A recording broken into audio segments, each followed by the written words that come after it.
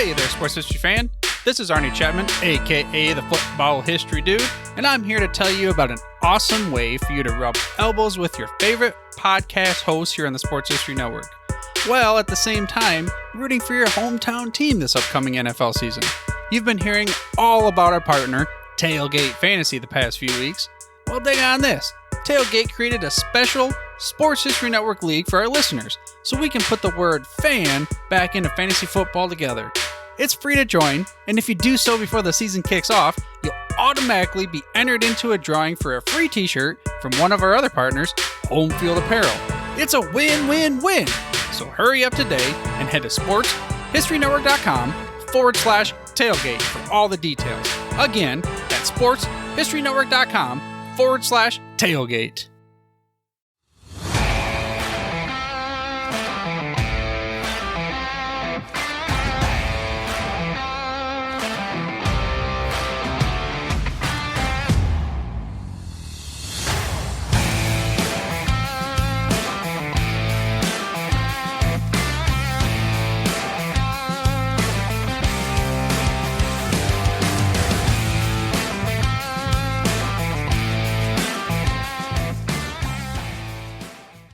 The contents of this podcast does not represent the opinions of others and is solely the opinions of HARV ARONSON based on his experience, knowledge, and research.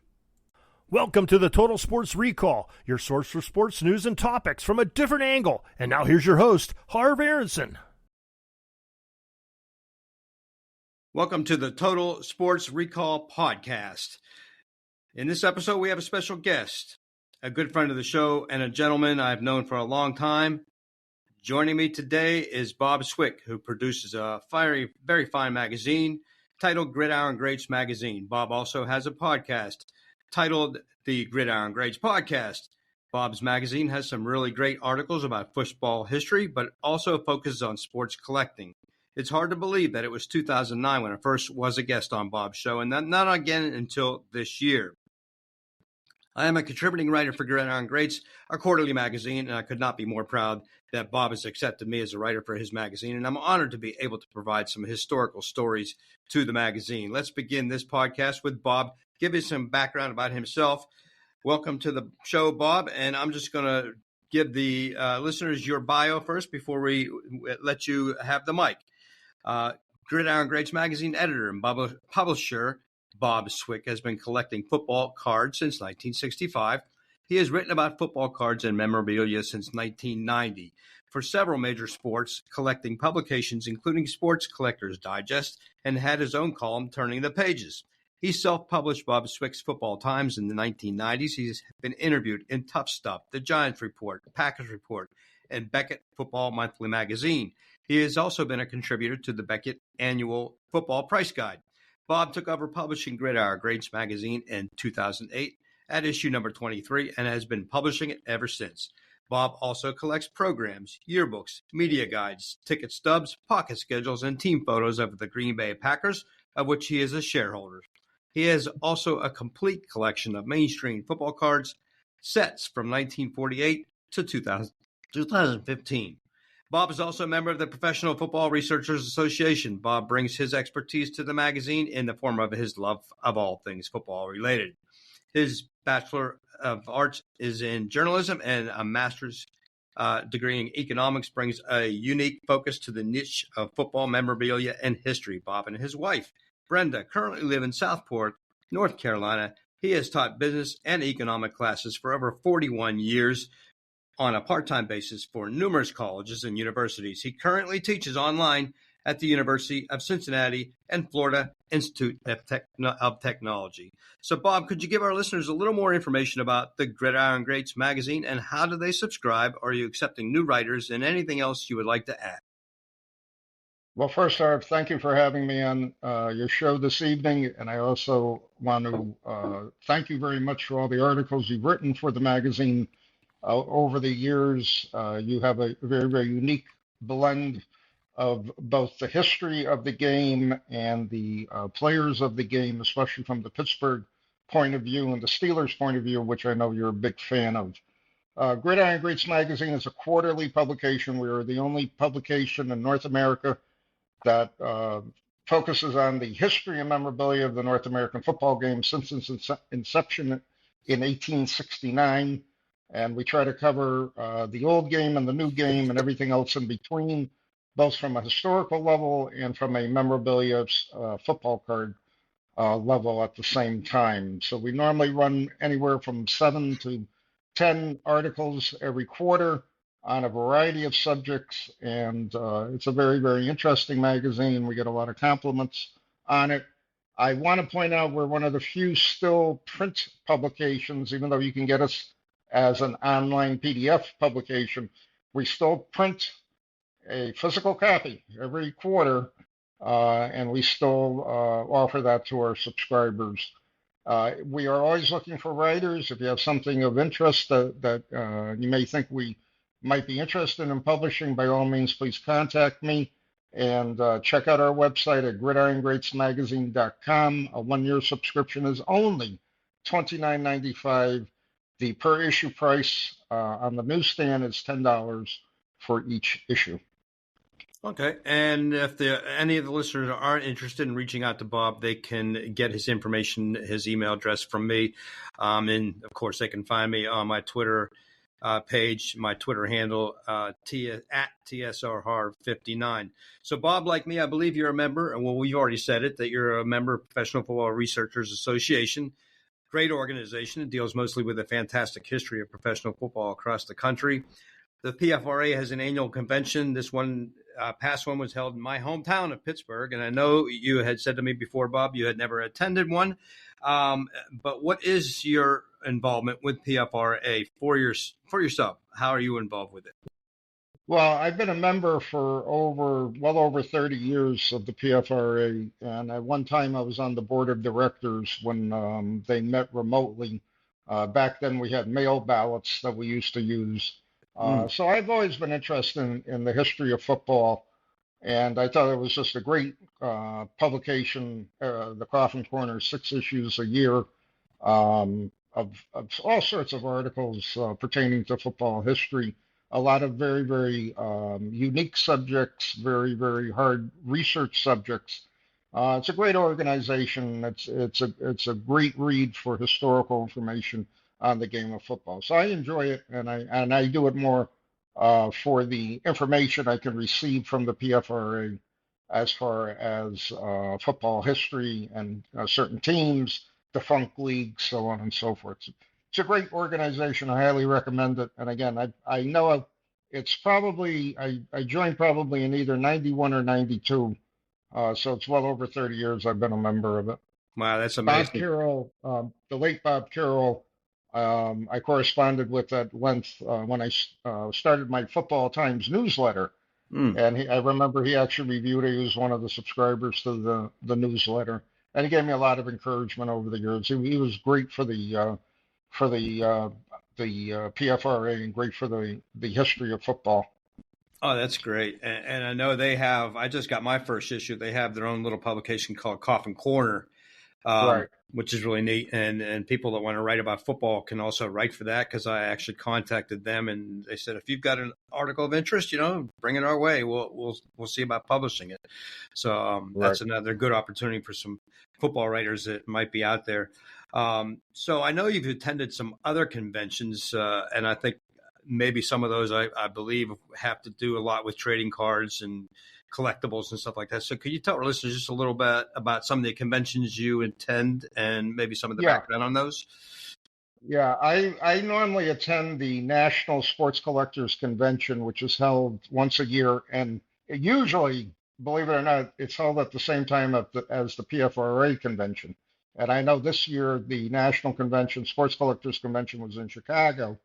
And I was there, and I know you guys were in Pittsburgh for the PFRA convention. So it's kind of interesting seeing the timing of it. But I've been going to the National for many years now. It's the largest grouping of dealers in the country, bringing different and various sports memorabilia to one area, trading cards and sports memorabilia, all sorts of things, equipment, jerseys, uniforms, helmets, footballs. You name it, it's there. And it is a very, very large 5-day event. Usually, and it's been held lately in Chicago, for the simple reason Chicago has one of the larger convention centers. It's midway in the country, so it's relatively close for dealers who are making the trek out to set up and try to sell their items at the convention.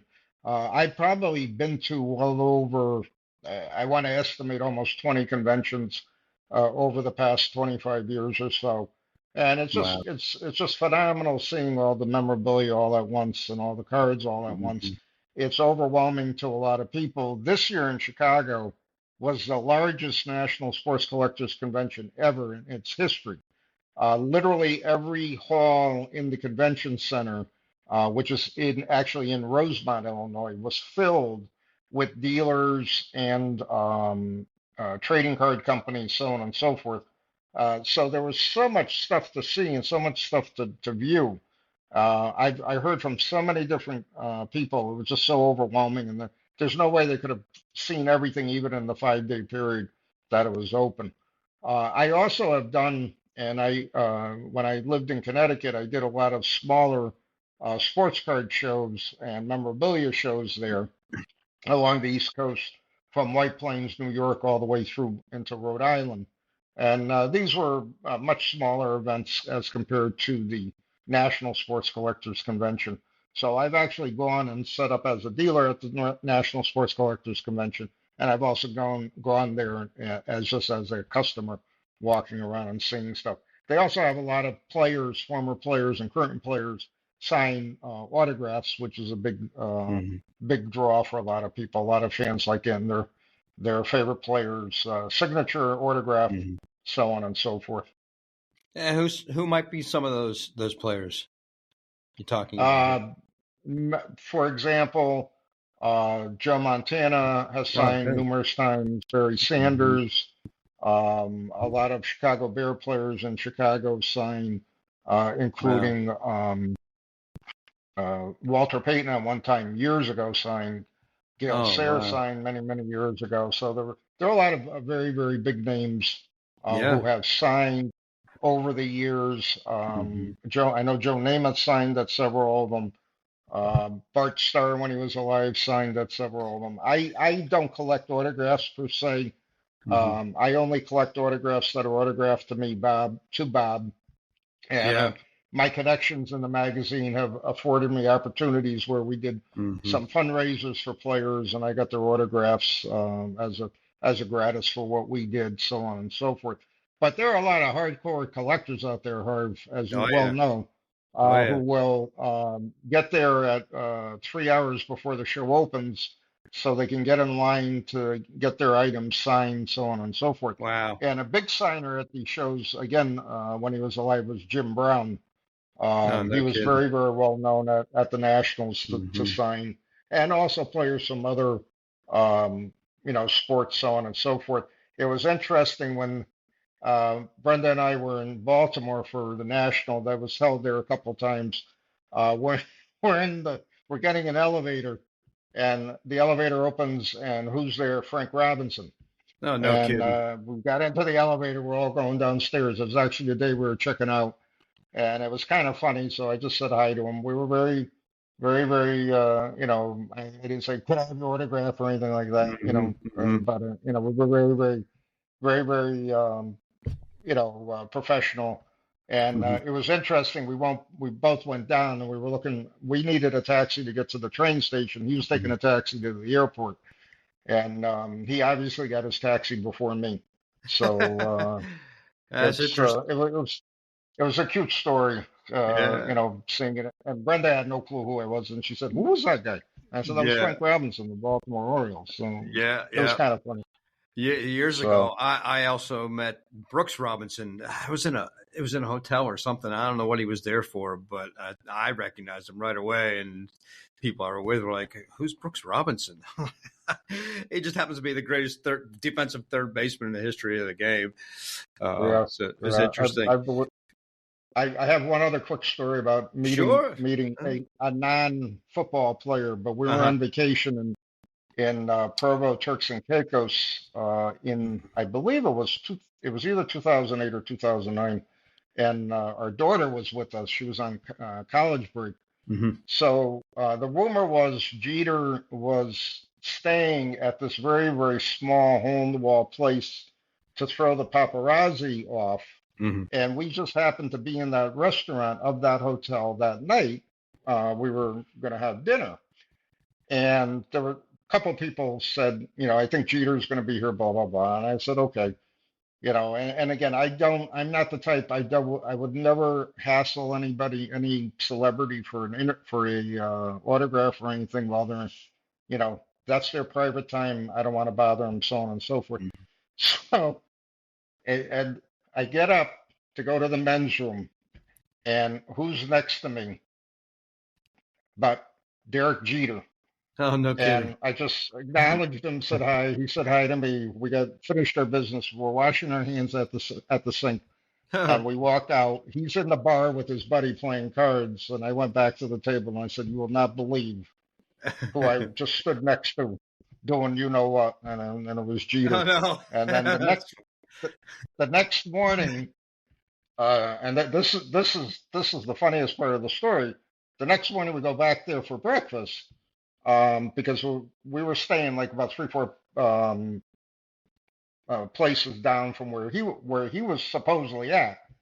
And who's there? Him and his buddy. It's sitting right at the first table, and we walked right in, and he said hi to all of us. We said hi to him, and that was Wow. it. And nobody bothered him in the place. Mm-hmm. You know who he was, and it was just a class act for the whole thing. But he threw everyone off because he was supposed to be staying at this real high-end place at the other end of the island. And here he was in a place where he probably could have bought the place, let alone stay there. Mm-hmm. But he wanted to avoid the crowds and the paparazzi. So it was an interesting experience, to say the least. Oh, well, some of these guys are classy. I mean, there's a story in Pittsburgh when Troy Polamalu was playing, and he was in a restaurant, and nobody bothered him. Nobody came up to him. Nobody asked him for an autograph. And at the end of the day, when he was ready to leave, he stood up and he said, he just like made an announcement. And he said, I just want to thank all of you for letting me have my piece of, time here with my wife. And he says, everybody's food and dinners are on my tab. And he paid for everybody. Wow. So, that's cool. He's a classy guy. And a lot of those footballers you were naming that signed autographs, every one of them a Hall of Famer, sounded like. Almost everyone you named in the Hall of Fame. Yeah, and so, and again, I would never, I guess I'm not starstruck because I know some guys personally. I would never want to interfere in anybody trying to eat out, a dinner or a lunch or whatever type of thing. Or and I would never corner anybody in an elevator and say, "Could you sign this for me?" Type of thing. So I think that unfortunately gives autograph people or autograph collectors a bad name because a lot of them, they hang out at the hotel, they descend upon everybody at the games, so on and so forth. And it's just, they're human beings too. I mean, they're not exactly as much as they treated as gods, they're not. They're just like you and I, and that's it. Simple. And while we're on the topic, I knew somebody that worked in Madison Square Garden, and they were on the elevator, and Michael Jordan got on the elevator with him. And he was instructed not to ever talk to the athletes, don't ask for autographs and whatnot. And Michael Jordan's just like standing there and is real quiet. And he turned around and says, Don't you want my autograph? He actually asked him for his autograph. He's just like, this guy's got to be kidding. So, and I mean, he thought he was that important, But back to collectibles and stuff. What about yourself, Bob? What do you have in your home? As far as collectibles go, do you have your own personal inventory? Is there anything special you want to talk about with the listeners? Well, I have a complete run of mainstream football card sets from 1948 to the last year that Topps Football produced the set. That was 2015. Wow. It's 92 sets.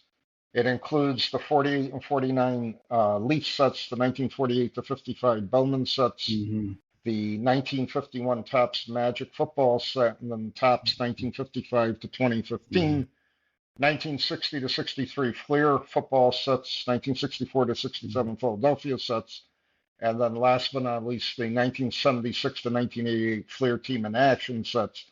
And as I'm sitting in my man cave up here, I'm looking at my whole run, which is all in binders, single sheet against the wall. I also have a large collection of Green Bay Packer items, including programs, yearbooks, media guides, programs, ticket stubs, pocket schedules, team photos, and player photos from the Packers from many, many years.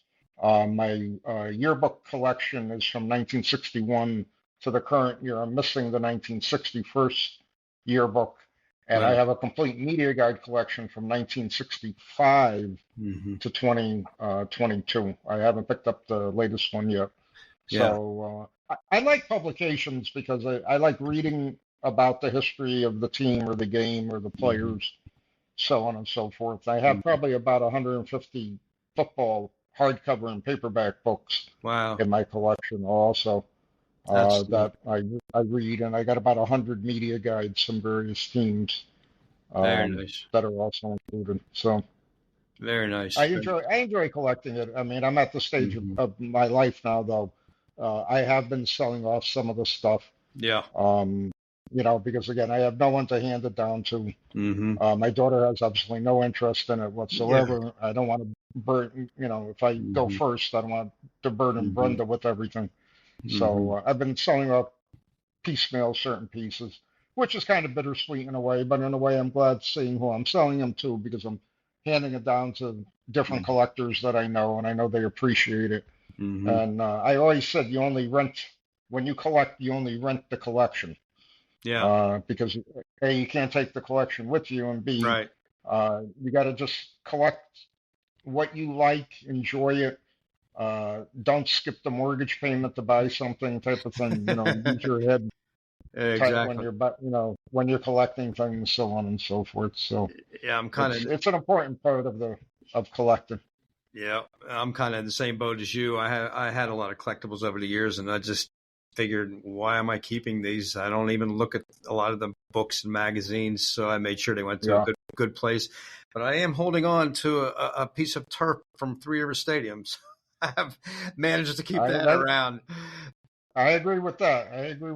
And I always tell everybody my football card run, the 92 sets, that's the last thing that goes out of everything, because I still get enjoyment out of it. I still pull a binder out and look at the set. Sure. And, bring back a lot of memories. I've been collecting football cards. I bought packs when I was 7 years old in 1965. So I've done it all those years. It's really sadly not that much fun anymore because Topps is not producing a set anymore.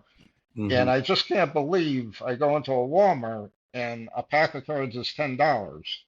And I'm like, wow. Yeah. I just I hate to use the word value, but I just say to myself, I can't see the value in putting $10 out for a pack of cards. And a lot of players, I sadly don't even know who they are.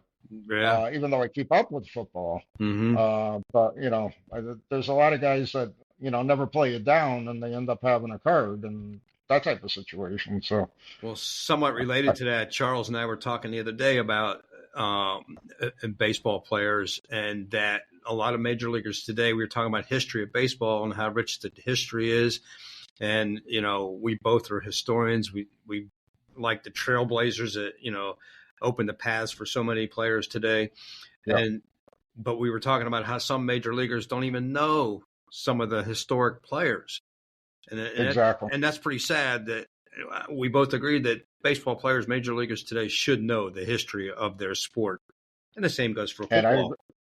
And I've always said that about football too. And unfortunately, I really believe the NFL believes that their history begins in 1970 after the merge with the AFL. No. And they are way too weak with 1920 to 1969 history, the players, so on and so forth, especially the early game in the 20s and 30s, which is why an organization like the PFRA becomes even more important. Absolutely. Because they are still researching that, and probably you and I know a lot more about 1920s and 30s football than the average fan, so on and so forth.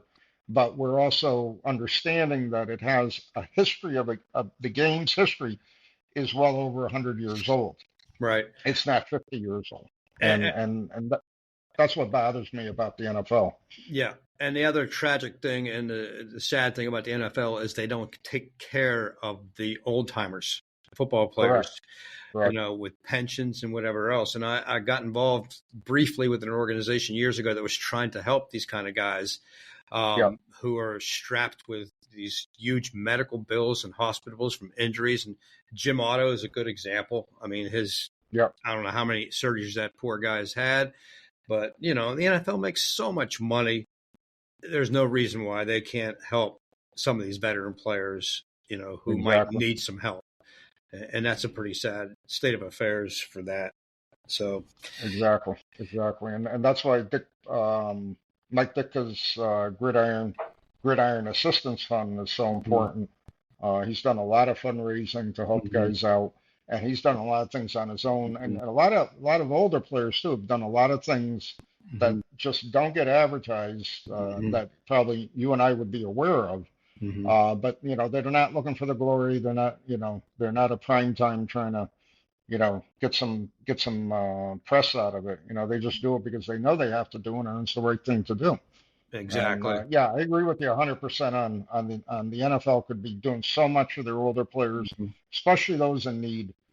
Just help the guys out. Come on, you're a multi-billion-dollar organization, and you can't do something to help somebody in need like that. It's sad. It's really sad. It really is, and I don't know that will ever change. I don't know what it would take to get them motivated to do something like that, but it's a real sad state of affairs for them when it comes to talking about that.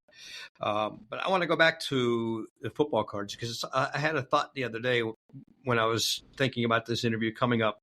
And so with baseball, some of these cards are worth tons and tons of money. And of course, if anybody had a Hannes Wagner card, the original, you're a very rich person. Yep.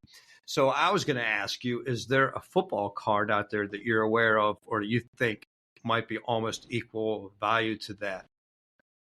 Well, it's not equal value, but it is the holy grail of football cards, and that's the 1935 Chico Bronco Nagurski card, which is a high number in that set. And it is the key to the set. In a couple cases, it's gone for over $100,000 in certain graded conditions. It basically has made collecting the national Chickle set almost impossible for the base collector, so on and so forth. But it is truly in our hobby probably the most in-demand card. And I saw over the years, and I've collected, and I stopped 3 different occasions collecting the National Chickle set just because I never thought I was going to get the Nagurski card. And I never had, I never owned one. And I have no desire to take a third mortgage out to try to buy the card type of thing. So Exactly. it's just not feasible. But that's a close card to relating it, but in no way, shape, or form meets the multi-million-dollar Hannes Wagner card in any condition. Or now seeing Mickey Mantle, the 52 Topps Mantle card, just astronomical prices for that. And I seen that gone through the roof. And again, I can remember you could have bought that card for a couple $1,000s years ago. Wow. And everybody said, "Oh, a couple thousand, that's a lot of money." Back then it was a lot of money, but now, it's insignificant compared to what you're paying for that card. Yeah. Type of thing. You ever watch the Antiques Roadshow, Bob? Oh yeah. Love that show. And when they get the sports paraphernalia on there and the memorabilia, it's amazing. Some of the stuff people come on the show with, and sometimes I'm scratching my head going, how the heck did you get your hands on that? Really wow. And the one thing I've always enjoyed about collecting, and like I said, I've collected all my life. 55 plus years of collecting. The fun of finding something always is in the back of your mind when you're looking at it in a flea market or an antique shop, so on and so forth. And if you find something unusual, you find something unique, and you know what it is, and you buy it, and you say, "Wow, what a great buy I just made!" Or the key to that one part of my collection or whatever it may be. That's the fun of collecting, in my opinion. Oh And yeah, I think anybody who likes to collect always enjoys that type of show, the Antique roadshow. Roadshow. Mm-hmm. I'm not big on Pawn Stars because to me, they're in some cases arrogant toward the people coming in to try to sell the stuff. Mm-hmm. And again, I would never try to, advertise something that I know nothing about. And, if the item's only worth $100, I'm not going to say, well, I want $5,000 for that type of thing. Well, that's ignorance on the part of the collector or the Sure. person trying to bring the stuff in. Mm-hmm. Whereas Antique Roadshow, you have people who legitimately may have the history of the item, but they have no clue, even with looking online, how much the item may be worth, so on and so forth.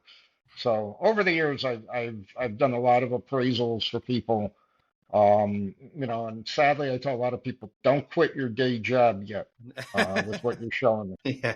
Yeah. That type of thing. And then other things I said, this has X amount of value, and you could probably get that much. And what does it have enough meaning for you to keep it?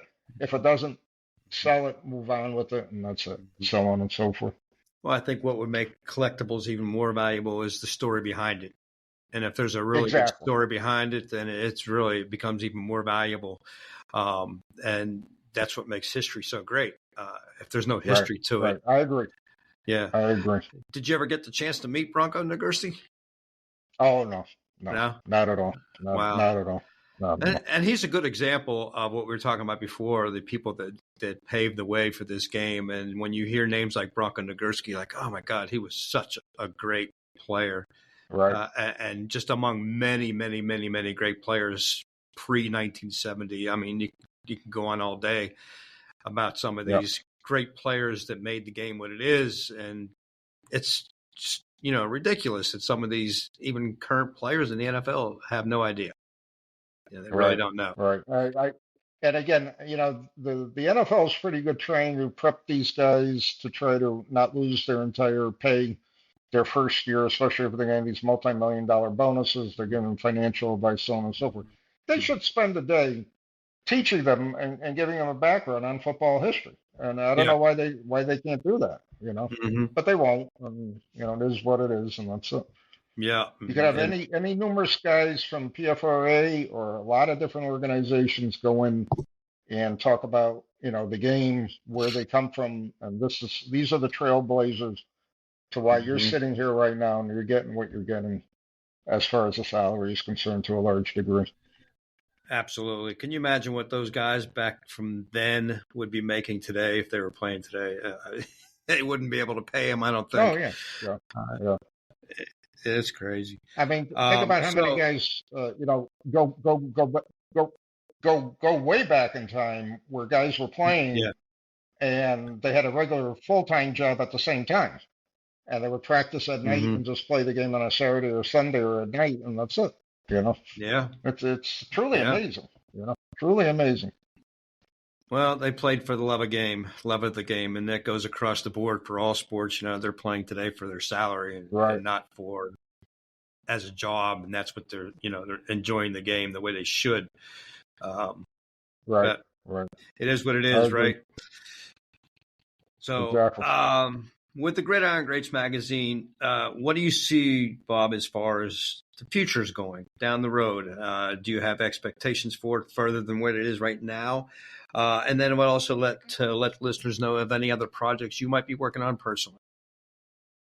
Well, I was told many years ago that Gridiron Greats is a boutique publication. We're a specialized publication. We have a relatively narrow but wide audience. So, I'm going to try to keep it going as long as I can. At some point, I'm just going to say, I'm done. Age will, reach a point where I'm just not going to do it. I got a couple end plans and works on it one way or the other. But we're going to continue to publish as long as we can, as long as I'm healthy, and continue to try to spread the word about football history and memorabilia. And as I try to tell a lot of people, you have a collection. Unless there's education in the hobby about football cards and memorabilia, your collection is basically worthless if you cannot sell it or trade it or do whatever what you're going to do with it down the line. And the more we can educate new collectors to come into the hobby, the better we'll be in the long run. I use one example. I do a local show here in Wilmington, North Carolina, which is a quarterly show. And I spend a lot of time during the day because I bring a lot of stuff that people have never seen before. And I use one example, a younger guy. He was probably in his 20s. He's at my table. I had some Bowman football cards in the plastic holders for sale. So he's picking them up and he's looking at them and he says, I never saw one of these before. What kind of card is it? And I explained to him Bowman printed football cards from 1948 to 1955. I gave him some background on the different sizes of the cards, so on and so forth. And he was just utterly fascinated looking at the cards. So what I basically ended up doing with him, he bought a couple of the cards and I gave him a few. I said, listen, here's basically one card of each year. I didn't have a couple of years, but at least you got a little typeset of them so you can see what they are and maybe you'll try to collect them down the road. You can still collect them, in lesser condition and won't put you broke type of thing. And he was just totally amazed. And I was so amazed. I take it for granted any football card collector knows the Bowman football cards from 1948 to 1955. Well, I'm ignorant, realizing that there are a lot of people that don't know anything about early football cards or so on and so forth, that the only cards they know are the ones they see in Walmart that they buy, the 2022, 2023 packs, not realizing that there are any other cards from other years type of thing. And I spend a lot of time talking to people at the show and explaining, not so much with cards, but with the other things that I have and I bring and try to tell them the history behind it, so on and so forth, and try to educate collectors to try to collect type of thing. So I know I'm getting older when the promoter of the show said, we never had a dealer bring this stuff before to the show, and B, you're our oldest dealer here. Meaning oldest memorabilia that I'm bringing in. I guess physically, one of the older dealers there at the same time, because there's a lot of young guys setting up and a lot of guys in their 20s and 30s setting up, so on and so forth. So, if it's my role in the hobby right now to try to educate people and educate new collectors, so be it. I'll be glad to do that because I want to, I want people to start collecting. I want them to enjoy and learn about the game and have some fun collecting a program, a Street and Smith from the 1960s. Read the history of the game. You can't get it any better than that. Actual physical book, program, media guide, whatever it is, football card. That's history. You're holding history in your hand. And that's the cool thing about our hobby. Absolutely. You have to really enjoy history to want to read history. Right. That's something you and I and many others have in common is just enjoying the history of the game. I know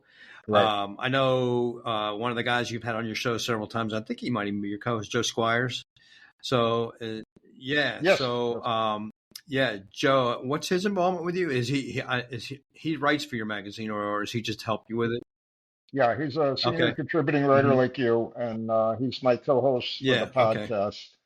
And he has a very, very large collection. He's a big Seattle Seahawk collector, and he also is a big Red Grange collector.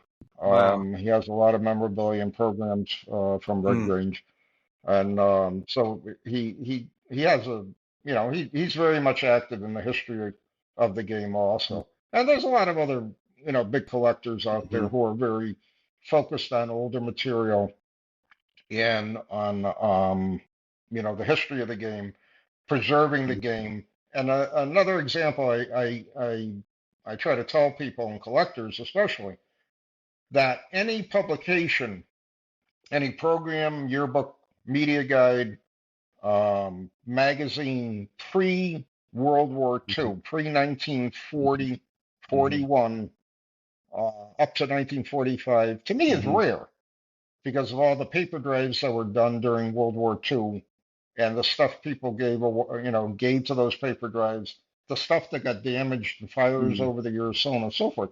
There's not a lot of physical paper out there. in a collecting sense.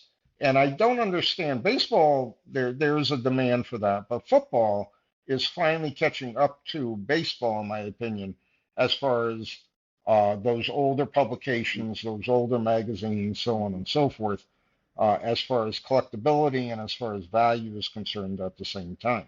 I mean, to me, to have a football program from the 1930s is Yeah. rare. I don't care what the college is. I don't know. I don't care what the league is or whatever. That's a rare piece of history you have in your hands. Even more rare is a ticket stub Absolutely. if you have one from those years at that time. So I think that market needs more education, but it's starting to catch on. The more advanced collectors are saying, yeah, I got to have, let's say, for example, I collect Notre Dame. If I collect Notre Dame programs, I'd like to get some Notre Dame programs from the 20s and 30s. Those got to be real, and they are real, you know. You know, that kind of stuff I think will come forward. Today, ticket stubs are verboten, so everything is electronic as far as your tickets are concerned. I was very, very fortunate to attend the Army-Navy game last year, and I got one of the 500 physical tickets that were printed for the game as my admission into the game, which was pretty cool. And that's a great collectible. But programs are becoming more limited for games. The ticket stub has been eliminated. The packet schedules is being eliminated too. A lot of teams stopped printing them. A lot of people used to collect them. That's a whole niche in our hobby. Media guides are becoming more electronic. Programs electronic. Come on. Wow. I mean, you know, I don't want to be 16 hours on my computer. I'm sorry. I'm old school. I'd like to just sit in my chair and read a magazine or read a book, physical book or whatever. You know, and do it that way. So you mentioned Red Grange. I mean, it's names like that for guys like us. When you hear a name like that, you're like, wow, you know, that's a legend. And when you talk about guys in the last 20 years that were stars in the league, and it's like, okay, yeah, who's next? But you talk about guys like Red Grange and Otto Graham and Sid Luckman and guys like that, and you're like, oh God, they were legends. I mean, they were legendary. Oh yeah, yeah.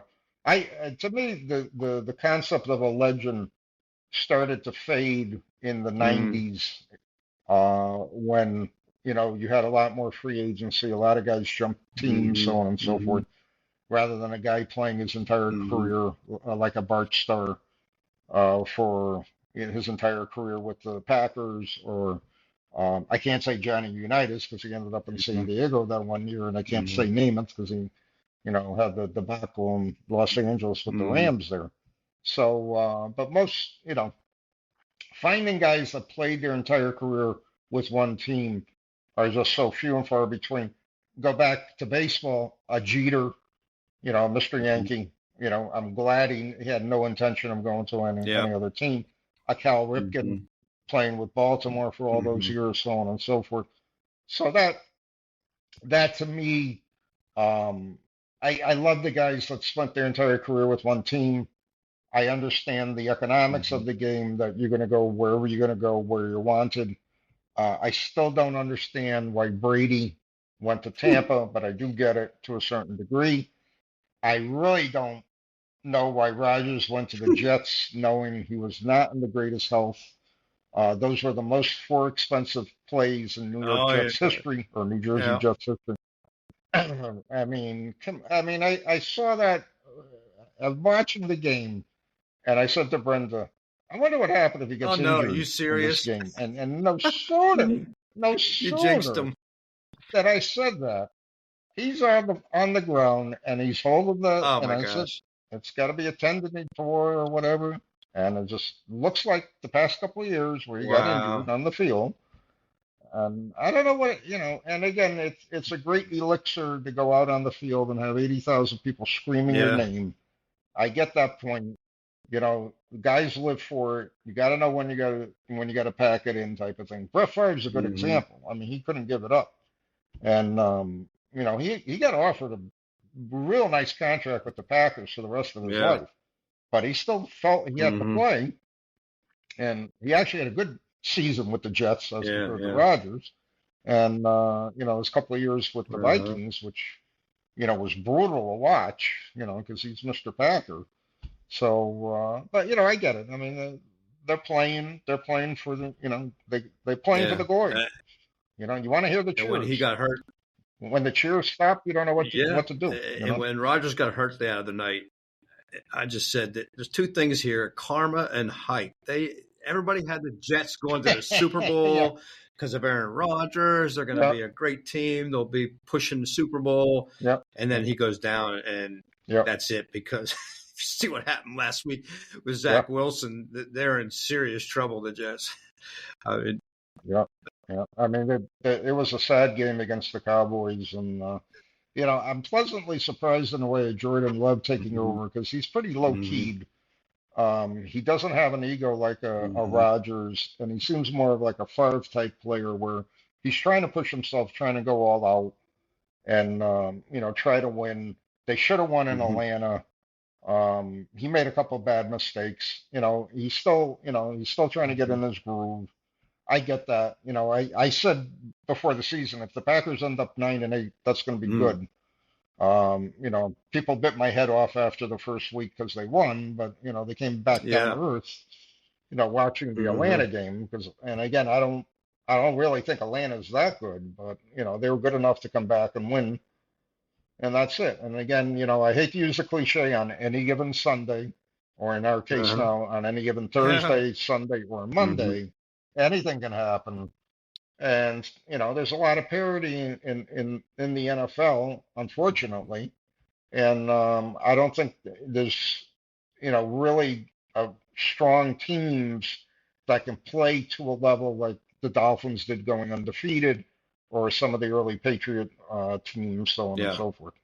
And quick comment on Belichick, because I had a couple of people ask me about it.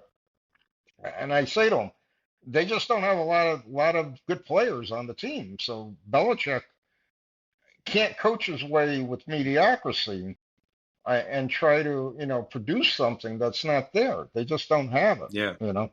And I know he's dying. He's got to go back to the playoffs at least once. He wants one more ring, but he's going to have a rough time. It's not going to be the other. And he's another. It's not going to be this year. There's no way they're getting it. No, exactly. And he's another one to say, hey, man, you got a good career. I don't know what you're trying to do now. I mean, what else can you do? You've won Super Bowls. You've had, Pro Bowl Hall of Famers. What more do you want? And you talk about injuries. I don't know if you saw the game last night. Nick Chubb out for the season. And they said they weren't going to show the replay on ESPN last night because it was such a horrific injury. But on Twitter today, I saw somebody did a still of Chubb when he twisted his knee, and oh my God, I saw the still of it. Really bad. Yeah. I mean, some of these injuries these guys have. I mean, I feel sorry for them because I can only imagine the pain they're going through, and then they realize that in some cases their career is over after this. They're never going to be the same player, and they got to be more worried about just trying to get healthy, let alone worry about getting played, which is again playing again. But again, that's why you have all these insurance policies every which way, which at least guarantee you for the season or whatever. And some of these guys with the long-term contracts, I know they buy the long-term insurance on them, and it's what it is. That's it. And again, I also believe, and I also agree with the NFLPA. They need to get rid of the artificial turf. It's bad. I remember artificial turf back in the 1970s. It's bad. It was like concrete. I used to talk to guys on my college team. I didn't play, but I covered it for the school paper. They said it's like playing on concrete. I mean, you go down, you hit hard, you feel it. I mean, you forbid that you hit your head on it with your helmet or whatever. I mean, it's bad news. And again, the Meadowlands is, a rough, hard AstroTurf or whatever they call it on that artificial turf, and it's not fun to play on. in any way, shape, I'll tell or you, form. that little piece of Three River Stadium turf that I still have here, I could probably take that and scrub my dishes with it. That's how hard it is. It's like a scrub brush. I believe It's it. crazy. I Yeah, believe it. and I can't I imagine believe those it. guys It is. playing on that. Oh my gosh. Yeah, yeah. And again, you wonder why they got the kind of pads they I got think on. They got to do something to try to I protect think the themselves. Houston You know? Astrodome had the worst turf back then, from what I understand. That was just like playing on pavement. Yeah, Uh, yeah, yeah. Crazy. Well, as I said, it's been an honor working for your magazine, Bob. I look forward to writing the next article, and I hope our professional relationship will continue for years to come. I hope your magazine doesn't go anywhere anytime soon. It's a great magazine. I'm sure one Thank day you. I'll make another appearance on your podcast. I'll be honored to do that. And actually, the thought just crossed my mind before is that maybe we could, because I know Martin Jacobs writes for you as well. And Martin, like Right, myself, right. won this Visa Hall of Fans award. I believe he won for the San Francisco 49ers years ago. Right, But right. possibly maybe a good idea for us, even on your show or mine, we could do a roundtable of all your writers and talk about your magazine, Oh, talk that'd be football. cool. That'd be cool. I know with the Yep. program we're using here now, I can invite as many people as I want, I believe, so we could actually do a roundtable. And that'd be That'd be really great. cool. I would like that. So before I let you go, you have any final thoughts for our awards for our listeners? Well, my final thoughts are I enjoy Gridiron Greats Magazine. If you're interested in it, check out our website. There's online ordering. Contact me directly. You got my email. Anybody wants to contact me, they can go through you, and I'll get in touch with them. If you got any questions on football history and memorabilia, I'd be more than happy to answer them for you. And if you're a beginning collector in football cards and memorabilia, collect what you like. Don't miss the mortgage payment to buy something, and just have some fun with your hobby. And try to remember, it is a hobby. It's not a race to finish whatever you're trying to finish. Enjoy it. Yeah, In and other on words. behalf of Sports History Network, I want to welcome you aboard. You and I are both new members to the Sports History Network, and Yes. this podcast will be on the Sports History Network. And I want to thank Bob Swick for joining the Total Sports Recall podcast. And this podcast will continue with the Sunday evening weekend sports wrap-up, as well as the Wednesday NFL prediction, which I will provide tomorrow night. And now and then a special show interviews, such as the one we had here tonight. Until the next podcast, I bid all of you a great week. Be sure to reach out to the show either on Twitter at TSRHAR59 or by email at totalsportsrecall@gmail.com. I also have a channel on YouTube by the same name, Total Sports Recall, as well as a website you can find at www.totalsportsrecall.com. This is Harv Aronson for Bob Swick saying have a good evening.